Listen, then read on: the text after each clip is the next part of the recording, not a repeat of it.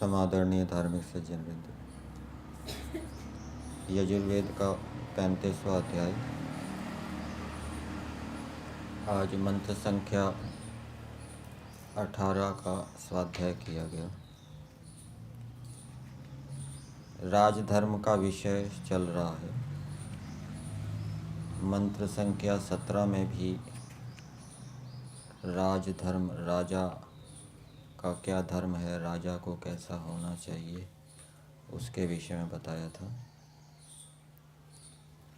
17वें मंत्र में बताया कि जैसे अग्नि घी आदि साकल्य से, सामग्री से बढ़ती है, वैसे ही राजा को भी अच्छे पौष्टिक पदार्थों को खाकर, घी दूध आदि लेकर अपनी आयु को बढ़ाना चाहिए। और जैसे सूर्य आदि रूप अग्नि बाहर से और भीतर से रक्षा करती है, वैसे ही राजा को भी प्रजा की बाहर से और भीतर से रक्षा करनी चाहिए। बाहर से अच्छी व्यवस्था के माध्यम से और भीतर से विद्वानों के माध्यम से अथवा स्वयं अच्छे उपदेश मार्गदर्शन करके उनकी रक्षा करनी चाहिए। और तीसरा दृष्टांत दिया था पिता पुत्र का, कि जैसे पिता अपने पुत्र की रक्षा करता है, वैसे ही राजा भी प्रजा को पुत्र के तुल्य समझे और उसकी निरंतर रक्षा करे। सत्यार्थ प्रकाश के छठे समोल्लास में भी राजा के लिए कई उपमाएं दी गई है कि राजा को कैसा होना चाहिए। वहाँ पर मनुस्मृति के श्लोक दिए हैं, उन श्लोकों का मैं अर्थ पढ़ता हूँ कि राजा को कैसा होना चाहिए। यहाँ तो मंत्र में विद्युत का, सूर्य का, अग्नि का और पिता पुत्र का दृष्टांत दिया है।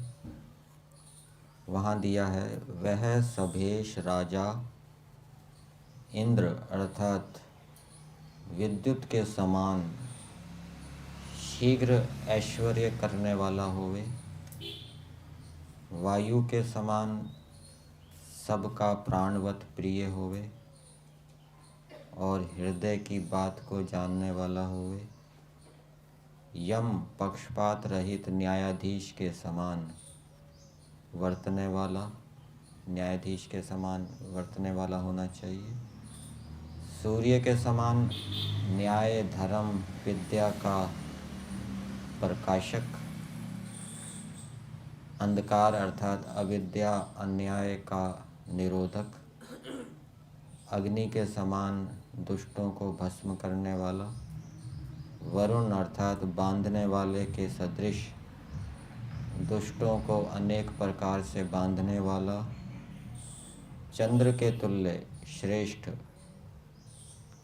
तुल्य श्रेष्ठ पुरुषों को आनंददाता, आनंद देने वाला और धनाध्यक्ष के समान कोशों का पूर्ण करने वाला सभापति होवे। ये कई दृष्टांत दिए हैं, विद्युत के, वायु के, सूर्य के, न्यायाधीश के, चंद्रमा के, और भी आगे दूसरे श्लोक में दिया है। वहाँ सूर्य का दृष्टांत देते हुए उसका दूसरी विशेषता को लिया है, जो सूर्यवत प्रतापी, सबके बाहर और भीतर मनों को अपने तेज से तपाने वाला, जिसको पृथ्वी में करड़ी दृष्टि से देखने को कोई भी समर्थ ना हो, ऐसा सभापति और राजा होना चाहिए। और फिर तीसरे श्लोक में दिया है उसका अर्थ, और जो अपने प्रभाव से अग्नि, वायु, सूर्य, सोम, धर्म प्रकाशक, अपने प्रभाव से अग्नि, वायु, सूर्य होवे, सोम होवे, चंद्रमा के समान होवे, धर्म प्रकाशक, धन वर्धक धन को बढ़ाने वाला, दुष्टों का बंधन करता, बड़े ऐश्वर्य वाला होवे, वही सभाध्यक्ष सभेश होने के योग्य है। तो ये मनुस्मृति में भी वेद के आधार पर ये राजा की विशेषताएं बताई हैं। और राजा को पिता के समान अपनी प्रजा का पालन करना चाहिए। इसमें मनुस्मृति में भी श्लोक आता है, यहाँ पर छठे समोल्लास में दिया है। श्लोक का मैं अर्थ पढ़ता हूँ। प्रजा से वार्षिक कर आप्त पुरुषों के द्वारा ग्रहण करे, और जो सभापति रूप राजा आदि प्रधान पुरुष हैं, वे सब सभा वेदानुकूल होकर प्रजा के साथ पिता के समान वर्ते। तो यही बात मनुस्मृति के अंदर भी दी है।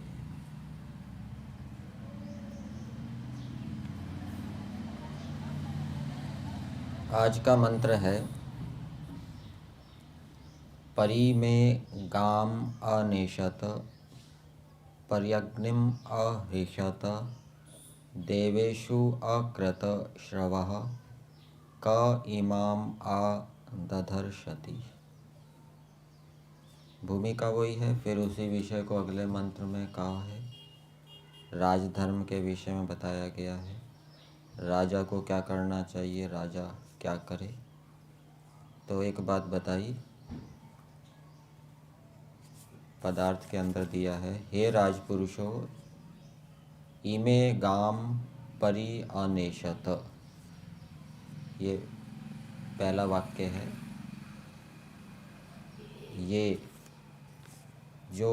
ये तुम लोग गाम वाणी व पृथ्वी को परि अनेशत का अर्थ किया है सब और प्राप्त कराओ।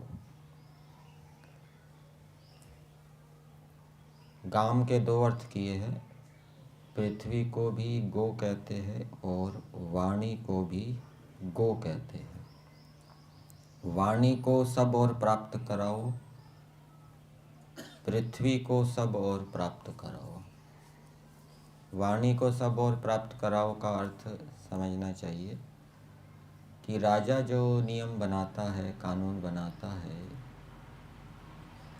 उस कानून से प्रजा को क्या क्या लाभ होगा, उस लाभ को वो प्रजा को बताए। नहीं तो प्रजा अज्ञान के कारण उस कानून का विरोध करेगी। तो ये है गाम अनेशत, अपनी वाणी को सब और पहुँचाए। उसने जो प्रजा के लिए हितकारी कानून बनाए हैं, प्रजा विरोध ना करे, उसको ठीक ठीक समझे, इसलिए वो अपने कानूनों को, नियमों को सब प्रजाओं को पहुँचाए। और दूसरा अर्थ है इसका, गाम अनेशत, पृथ्वी को सब और पहुँचाए। इसका अर्थ किया है कि राजा अपने राज्य का विस्तार करे, जो शत्रु हैं उनको जीते, शत्रुओं को जीतकर उनको अपने अधीन करे। इस प्रकार से राजा को अपने राज्य का विस्तार करना चाहिए।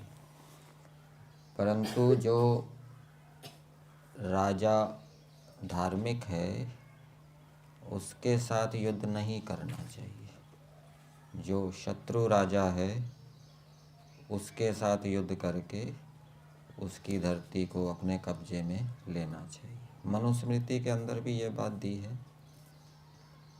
वहाँ एक श्लोक का अर्थ दिया है कि जो धार्मिक राजा हो, उससे विरोध कभी ना करे, किंतु उससे सदा मेल रखे, और जो दुष्ट प्रबल हो, उसी को जीतने के लिए पूर्वोक्त प्रयोग करना उचित है। अर्थात उसके राज्य को जीतना चाहिए। जो प्रबल शत्रु है, वेद विरोधी है, जिसने अपने राज्य के अंदर ऐसे नियम कानून बना रखे हैं जिससे कि प्रजा का अहित होता है, तो ऐसे राजा को जीतने का प्रयास राजा को करना चाहिए। और अन्यत्र भी ये मनुस्मृति के अंदर हमें मिलेगा।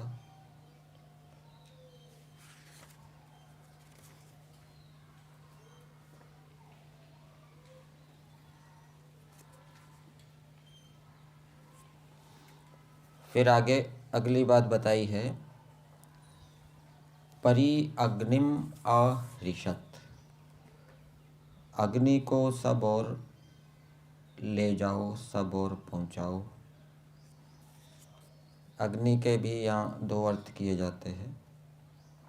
अग्नि अर्थात घर घर में चूल्हा हो, गैस हो, घर घर में बिजली हो, कहीं राष्ट्र के अंदर, राज्य के अंदर लोग अंधकार में ना रहे और ठीक प्रकार से भोजन आदि बनाए, उनको किसी प्रकार की कठिनाई ना हो।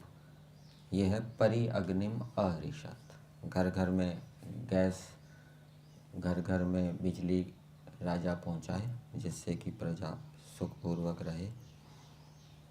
अग्नि का अर्थ हम अग्निहोत्र भी ले सकते हैं। घर घर में वो अग्निहोत्र करने का नियम बनाए कि सब घर में यज्ञ होना चाहिए, ठीक है ना। कोई घर ऐसा ना हो जहाँ यज्ञ ना हो, और आपको ऐसे दृष्टांत हमारे इतिहास में मिल जाएंगे। राम राज्य के अंतर्गत घर घर में यज्ञ होता था। और दूसरा अग्नि का अर्थ है कि राजा के जो गुण है, शूरता, तुरंत निर्णय लेना, पुरुषार्थ, प्रजा के हित के लिए कार्य करना, उन गुणों को वो प्रजा तक पहुंचाए।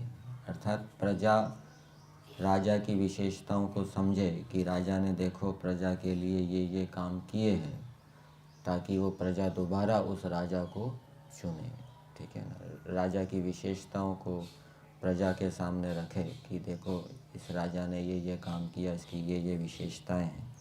अग्नि का संबंध गुणों से भी किया जाता है। फिर तीसरी बात बताई, देवेषु अकृत श्रवः, विद्वानों में श्रवः, अन्न को करो, अन्न को उत्पन्न करो। अर्थात राजा को, विद्वानों को विशेष सुख सुविधाएं प्रदान करनी चाहिए। उसके राज्य के अंदर जो विद्वान हैं वो अच्छी प्रकार से विकास को प्राप्त हों, उनको अन्वेषण करने का अवसर मिले, जिससे कि राष्ट्र की रक्षा अच्छी प्रकार से हो। क्योंकि विद्वान ही राजा को सलाह देंगे राज्य चलाने के लिए अनेक विषयों में, और यदि विद्वानों को सुख सुविधाएं प्रदान की जाएगी तो वो अपना कार्य अच्छी प्रकार से कर पाएंगे। और यही बात मनुस्मृति के अंदर भी दी है। मनुस्मृति के अंदर श्लोक आता है, उसका मैं अर्थ बताता हूँ। राजा और राजसभा अलब्ध की प्राप्ति की इच्छा, प्राप्त की प्रयत्न से रक्षा करे, रक्षित को बढ़ावे, और बढ़े हुए धन को वेद विद्या, धर्म का प्रचार, विद्यार्थी, वेद मार्ग उपदेशक तथा असमर्थ अनाथों के पालन में लगावे।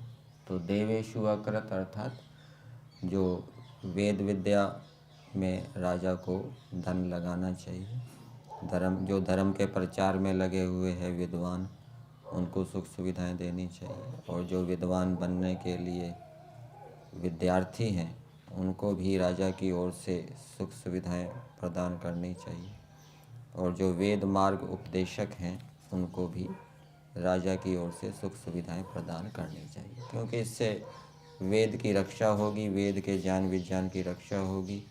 और विद्वानों से जब वेद के अनुकूल मार्गदर्शन मिलेगा तो राज्य बहुत शीघ्रता से प्रगति विकास की ओर बढ़ेगा, और वो चक्रवर्ती राज्य की योग्यता भी उसके अंदर आएगी। और शत्रु के विषय में भी एक बात और बताई है यहाँ मनुस्मृति के श्लोक में,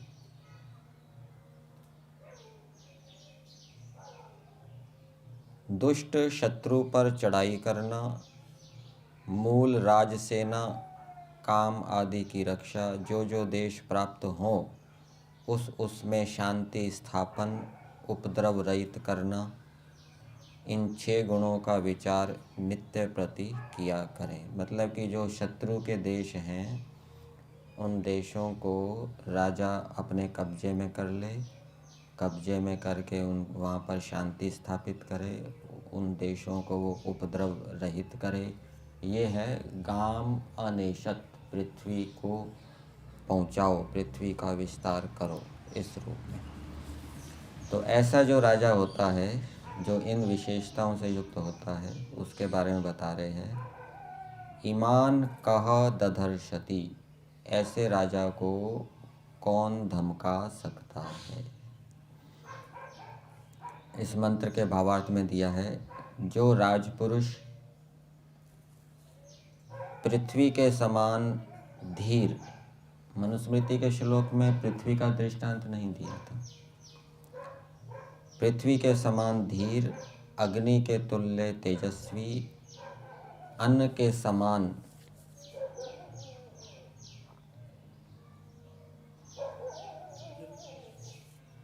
अवस्थावर्धक होते हुए धर्म से प्रजा की रक्षा करते हैं, वे अतुल राजलक्ष्मी को प्राप्त होते हैं। तो सृष्टि का एक नियम बताया जाता है कि पहले देना पड़ेगा फिर मिलेगा। भूमि में भी हम पहले बीज डालते हैं,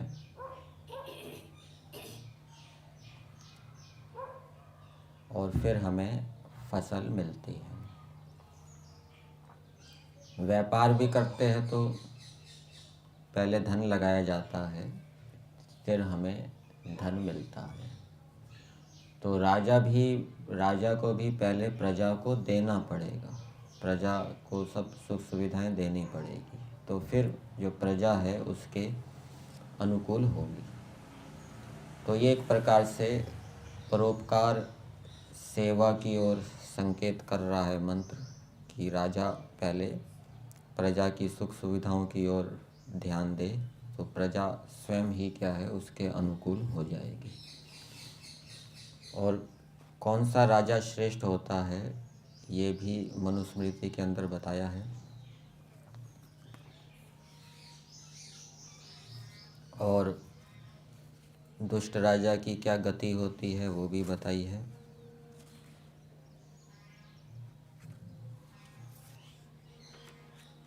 यहाँ दिया है सत्यार्थ प्रकाश के 6ठे समोल्लास में।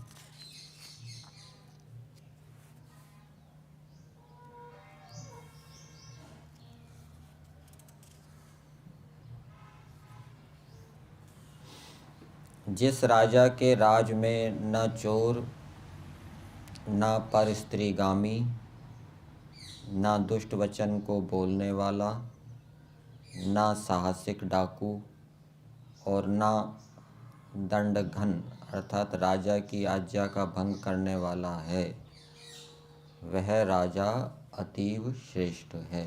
अर्थात जिस राजा के राज्य में कोई चोर नहीं है, कोई व्यभिचारी नहीं है, कोई गाली गलौज करने वाला नहीं है, दुष्ट वचन बोलने वाला नहीं है, कोई डाकू नहीं है, और कोई राजा की आज्ञा का भंग करने वाला नहीं है। ऐसे भी राज्य होते हैं कि कोई राजा की आज्ञा का भंग करने वाला ना हो, कोई चोर ना हो। ये राम राज्य आदि में आपको ऐसे दृष्टांत मिलेंगे। अशुपति का भी दृष्टांत दिया जाता है उपनिषद के अंदर, ठीक है ना।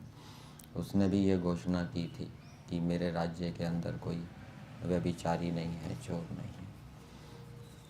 और एक बात और बताई है कि जो प्रजा को क्षीण करता है उस राजा की क्या गति होती है। जैसे प्राणियों के प्राण शरीरों को कृषित करने से क्षीण हो जाते हैं, शरीर को दुर्बल कर देंगे, खाएंगे पिएंगे नहीं तो उससे प्राण भी क्या हो जाएंगे, दुर्बल हो जाएंगे। अन्नम वै प्राणिनाम प्राणः, ये आपने सुना होगा। अन्न से ही क्या है, प्राण शक्ति की प्राप्ति होती है। वैसे ही जैसे प्राणियों के प्राण शरीरों को दुर्बल करने से क्षीण हो जाते हैं, वैसे ही प्रजाओं को दुर्बल करने से राजाओं के प्राण अर्थात बल आदि बंधु सहित नष्ट हो जाते हैं।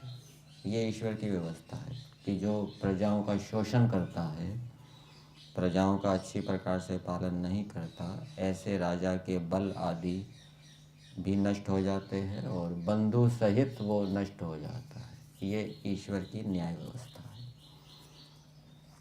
तो मंत्र का संदेश राजाओं के लिए है कि राजा लोग कैसे हों, अथवा प्रजाओं के लिए भी ये हो जाएगा कि प्रजाएं ऐसे राजा को बनाएं, ऐसे राजा का समर्थन करें। तो इस प्रकार से राष्ट्र के अंदर सब प्रकार से विकास होगा, उन्नति होगी और मनुष्य अपने लक्ष्यों को प्राप्त करेंगे।